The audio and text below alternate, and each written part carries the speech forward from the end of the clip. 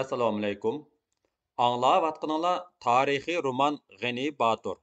Avtori Ziyo Samadi. 18 bob. 1944 yili 7 oktyabr kuni Sharqiy Turkistonning Ili viloyatiga tava Nilqa noyisi mustamlikchilarning asoratidan ozod qilindi. Hokimiyat yerlik xalqlar vatan egalarining qo'liga o'tdi. Shu g'alaba tantanasi kunila yerlik xalq vakillaridan tarkib topgan noyillik xalq hukumatining asosi qurildi. Yangi ma'muriyat, yangi tartib va yangicha erkin hayot barpo bo'ldi.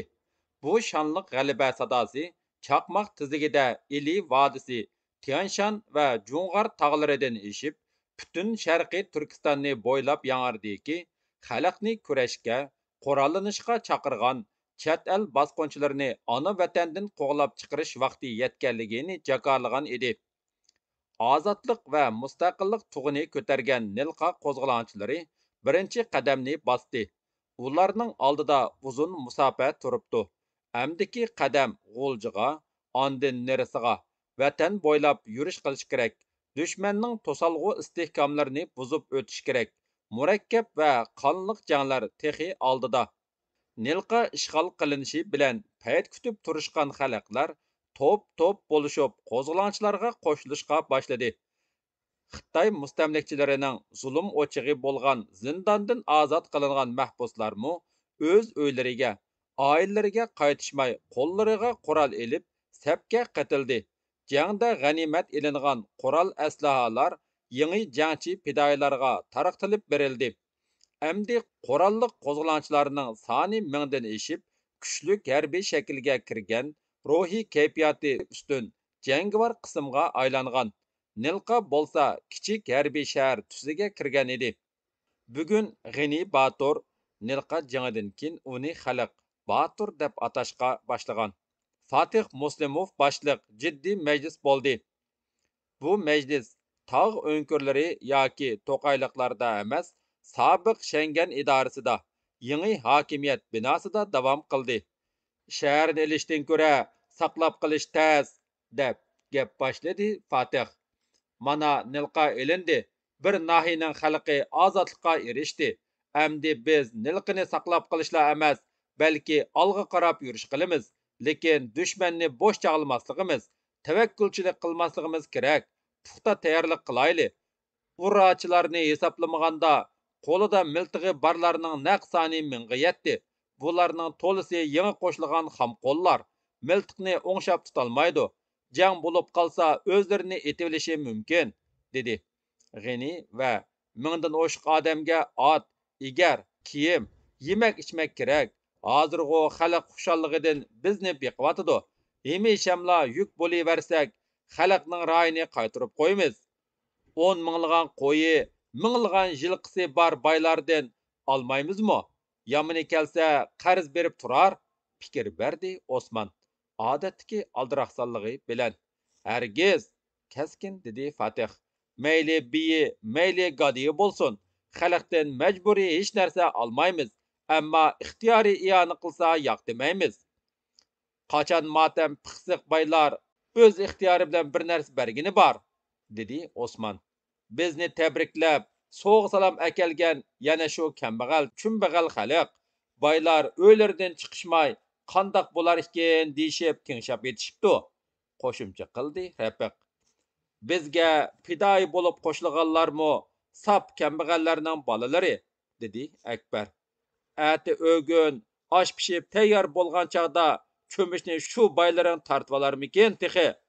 G'inining kinoyasiga hamma kulishdi. Hozircha boy kambag'alni ayirmayli. Kim bo'lsa shu bo'lsin. Xitoy qaroqchilariga qarshi qo'l ko'tarsa bo'lg'ini, dedi Fatih.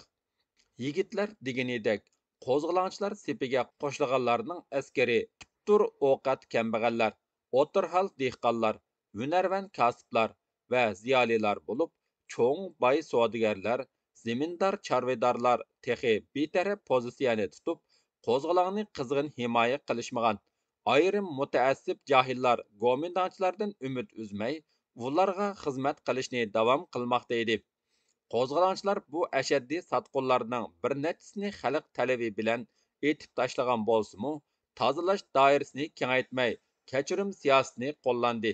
Milliy xoin, vijdonsiz sotqunlarga nisbatan bu tariqa yumshoq muomalaning oqibati mustaqillik uchun qanchalik ziyon zahmat yetkazadiganligini ular atrofliq o'ylashmagan bo'lsa kerak.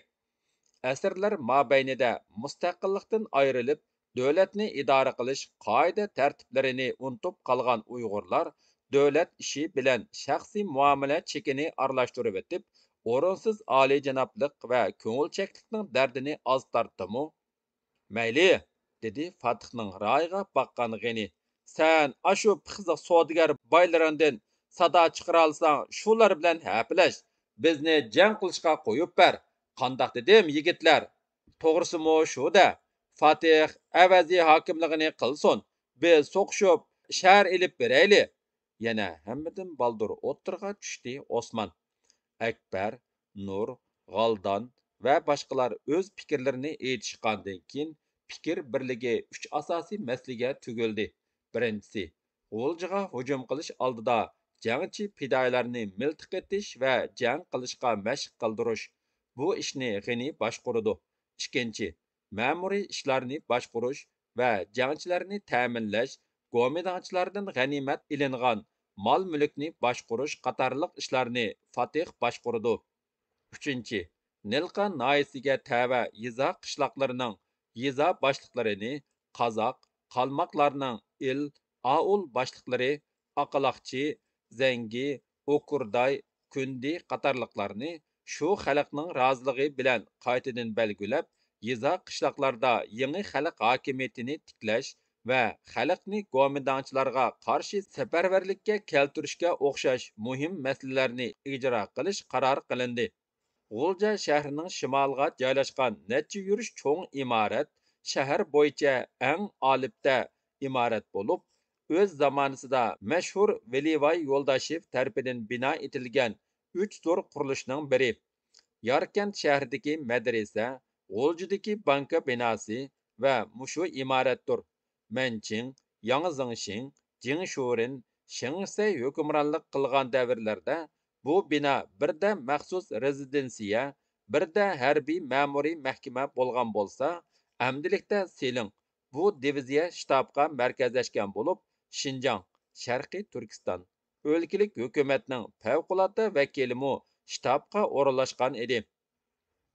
1944-yili sentabr oyida Shinjongda 10 yil qonliq hukmronlik qilgan Shingsay o'rindan bo'shtilib, ichki Xitoyga yo'tkalganda uning o'rniga U Jushi belgilangan edi. Bu go'mindonchi qiri tulka Shingsayning qonliq izini yuymoqchi bo'lib, o'lka xalqiga bir muncha yaxshiliklarni va'da qilgan va 10 yillab qorong'u zindonlarda yetib, qirg'indan omon qolgan bir turkum mahbuslarni ozod qilgan. Shular ichidagi g'uljiliklarga parakandalik silayotgan 6 o'g'riga pandi nasihat qilib qo'yishni jikigan bo'lsa-mu, ulardan ba'zilari g'uljiga kelish bilan maxfiy tashkilotga qo'shilib ketishgan edi.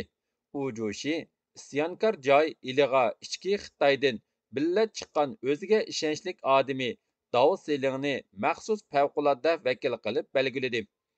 Dao kelgandan keyin Shingsayning maxsus vakili Liu Bingdining huquq doirasi cheklandi-yu, lekin yerlik sharoitni yaxshi biladigan tajribalik josusning ta'sir doirasi kuchli bo'lg'achqa uning bilan hisoblashadi. Hamma ishda uning fikr maslahatlariga e'tibor beriladi. Bugunmu zaruriyat tufaylidan kechida chaqirilgan harbiy kengashni Liu Bingdi kelmagicha boshlamagan Dao Selingning asabiylari qaynab, Liu Bingdini vaqtida hozir qilmagan shtab boshlig'iga koyidi. Oxiri juvozga qo'shgan o'kizdek pushildab kabinetga kirgan Liu Bingdi ishik tuvida to'xtab, cho'nqur tiniq oldida alchanglab kelgan peti to'rdan o'rin oldi va havo salqin bo'lsa-mu, bujg'irgan guranlarini qo'l yog'lig'i bilan surtib, kuttirib qo'ymagandiman, janobi Dao. Uzr so'radi hasirab turib. Hech vaqasi yo'q. Ahvolimiz maqtig'idak emas-ku deyman, janobi Seling. Ta'na aralash dedi Liu Bingdi tiniq olgandan keyin. Askarlarimiz tog' sharoitini yaxshi bilmagachga chekinishga majbur bo'lgan. Aytmoqchi, siz tarafdan ko'rsatilgan 2 chanto Muxtar hoji bilan nödər zöngənlərinin heç faydası bo'lmadi, deb Liu Bingdiga daqa qildi Dao Seling. Xabarim bor, bizning askarlarimiz g'ini o'g'ri boshlagan 6 tok zivozlarning suridan qo'rqib, miltiqlarini tashlab qochganda, u qurolsiz 2 chanto nima qila olsin? Yilimi o'g'rilarga qo'shilib ketmabdi danga. Liu Bingdining ochiq tanisi ta'sir qilsa kerak ehtimalim, Dao va shtab boshlig'i bir-biriga ma'nilik qarashdi. Har ikki boshliq ro'y bergan mag'lubiyatining tub sabablarini yaxshi bilishsimu, tan berib iqror bo'lishga jur'at qilisholmay, ayibni bir-biriga do'ngashga, markaz oldidagi javobgarlikdan qechishga tirishadi. Harbiy kengash boshlanmay turibla ta'na topa qilishmi bijoz emas, albatta. Bularning biri sobiq murabbasidan ayrilib, mansab o'rni tuvanlagan, ikkinchisi bo'lsa o'z murabbasining soyasida yangi mansabga mingan. Ular bir maqsad uchun kurashsimi, shaxsiy raqobat va adovatdan xoli emas edi. Nilqini qo'zg'olonchilar ishg'ol qilgandan keyin sarosimga tushgan Xitoy harbiy ma'muriy amaldorlari qandoq bo'lmasin o'g'irlarni nilqidan olg'a bosqizmay turib tarmar qilishni planlagan. Jang ismli polkovnikning qo'mondonligida bir polik yaxshi qurollangan askar chiriklarini uch tarafdan bosilgan Sultan Uvays, Qara Yota taraflardan hujum boshlab, nilqini muasirga olmoq bo'lishgan. Bu chiriklar nilqiga yetmay, oldi Ulastayga ulashqicha G'ani Batur boshchiligidagi jangchi fidoyilar dushman oldiga chiqib, shiddatli hujum boshladi. Qarasu degan yerda mudofaa tutib, qarshilik ko'rsatgan bo'lsa-mu, ustunlikni olgan qo'zg'olonchilar ularni bu yerdan surib chiqarib, ta Sultan Uvays mazarigacha qo'g'lab bordi. G'ani Batur mushu kungacha shu qiyomat jangda qandoq qilib o'ziga o'q tegmay tirik qolganligiga taajjub aylaydi ekan. Eng yaqin do'sti, sabdishi Akbar Baturdan mangu ayrilganligiga ichinadi, o'kinadi, afsuslanadi. Shu mag'lubiyatdan keyin Xitoy ma'murlari 6 o'g'ri kim ekanligini, ular bir tasodifiy odamlar bo'lmay, muayyan tarixiy sharoitda xalq ichidan yetilgan isyonkorlar, ozodlik tug'ini ko'targan jangovarlar ekanligiga qoyil bo'lish bilan billa, ularda qo'rqinch, tahlika paydo bo'lgan edi. Bu kechida harbiy kengashda mushukdan yo'lbosqa aylanayotgan isyonkorlarni dafni qilish choralari qaralmoqchi. Axborot bering, Savsan Mojang, dedi Dao Seling shtab boshlig'i Savga. Yo, o'rnidan turdi Sav va tomga esiqliq turgan harbiy xaritaga yaqin bordi. Ko'rsatgich bilan belgilarni ko'rsatdi. Isyon ko'targan o'g'ri zivozlar, deb boshladi u. Zivoza iborasini urg'u bilan qayd qilib va ig'ir kelgandek tomog'ini qirib, zivozlar hozir Nilqa shahrisini asosiy baza qilib, Nilqa noyisi va Kunas noyisining g'arbiy qismini toki To'qistara noyisigacha ishg'ol qilib turmoqda. Mushu doirdagi Oqqo'y firmasi va boshqa davlatga tegishli mol chorva mulklarni Nilqiga yo'tkab ketishgan. Ular bu tavadagi xalqni boshqurib, erkin harakat. Soniya qanchaga yetgan? Savning so'zini bo'lib Liu Bingdi. 2000cha. Bulardan 1000dan o'shig'ida qurol bor. Qolganlari urrachilar, ot chipib qiqas suran saldiganlar. Tog' ichida ularning dahshatli ko'rinishi shu bo'lsa kerak. To'xtang, san Mojang. O'g'ri zivozlar Sultan Uvays mazarini ishg'ol qilib, nim sababdan tashlab Nilqiga chekinishdi, so'radi Liu Bingdi. Meningcha bo'lganda to'la olg'a ichkirlab kirishdan qo'rqsa kerak. Yo'q, undaq emas, qat'iy rad qildi San Mojangning fikrini Liu Bingdi. Zivozlar bizni yana hujumga o'tidi deb tog' ichiga tortib, zarba bermoqchi. Bizning hisobimizga qurol sonini oshirmoqchi.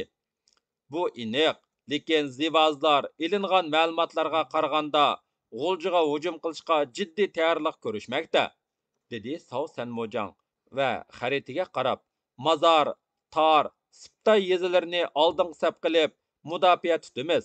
O'g'rilarning G'uljiga kelish yo'lini to'saymiz. Ayni vaqtda G'ulja mudofaasini kuchlantiramiz. o'g'ri zivozlarni ugusidan chiqarmay turib yo'q qilamiz degandek qilib amdilikda mudofaa tushib qoldikmi? So'g kuldi Liobingdi tarini turib. Agarda buningdan keyinmi Nilqa, Ulastay, Qarasu bosilgandikidek jang qiladigan bo'lsak, janoblar, o'rnimizni o'z vaqtida bo'shatib berganimiz durust bo'lar, deb o'ltirgan Kirsonning tayanchisini mushladi. Siz Liu Jiansajang bir oz tushkunlikka berilib qopsiz, raddiya berdi Dao Seling. Biz Uyg'urlarning necha qitimqi isyonini bostirgan ekanmiz. Bu qitimmo bostirishga kuchimiz, pam parastimiz yetgulik. O'tmishni hozirgi zamonga silishtirishga bo'lmaydi. Milliy ziyolilarning ong'sizmimi boshqacha. Ular yon qo'shna Qozog'iston, O'zbekistonlardan o'lga olmay tura olamdi, dedi-de papkisidan bir necha nusxa tashviq varaqlarini chiqardi Liubingdi. Mana, o'tmishda islom ochimiz, g'azot qilamiz deb isyon ko'targan bu xalq amdi mustaqil Uyg'uriston quramiz, Sharqiy Turkiston Respublikasi uchun kurash qilamiz degan shuarni maydonga otmoqda. Davsiling Xitoychaga tarjima qilingan varaqlarni oldirmay ko'zdan kechirib chiqdi. Ozodlik uchun kurash tashkiloti va Nilqa qo'zg'olonchilari tarafidan tarqatilgan bu tashviq varaqlarida Liubingdi qayd qilgan iboralar, xalqqa qarata murojaatlar, Xitoy mustamlikalarining xunuk abdi basharisini pash qiladigan, kuchlik rad qilib bo'lmaydigan dalil isbotlar qisqa, lekin shundoq mazmunliq yozilganki, har bir harf Xitoy ma'murlarining yuraklariga nashtar bo'lib sanchilatdi, tashvishni orttiratdi.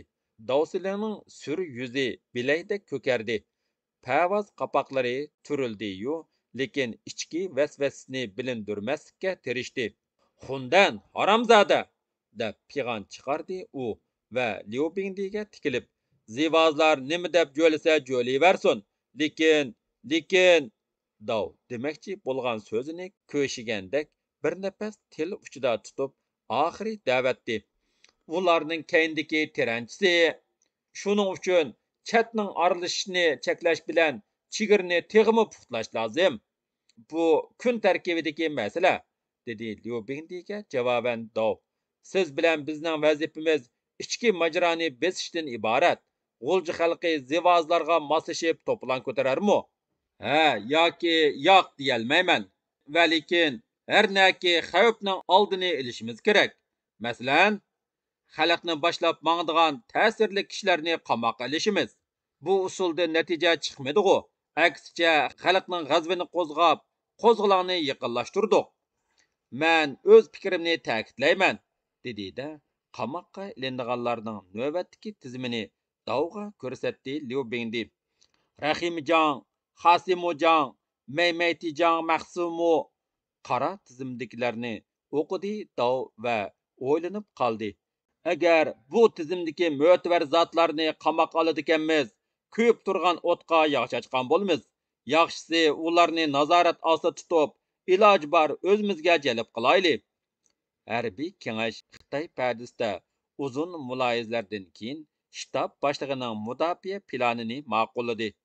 Kura Suydondagi harbiy qismlarning bir qismini G'uljiga yo'tkash, Urumchidan qo'shimcha yordam so'rash qatorliq masalalar qaraldi va shu kundan e'tiboran shahar yezilar aro ixtiyoriy qatnash cheklanib, G'uljida harbiy holat e'lon qilindi.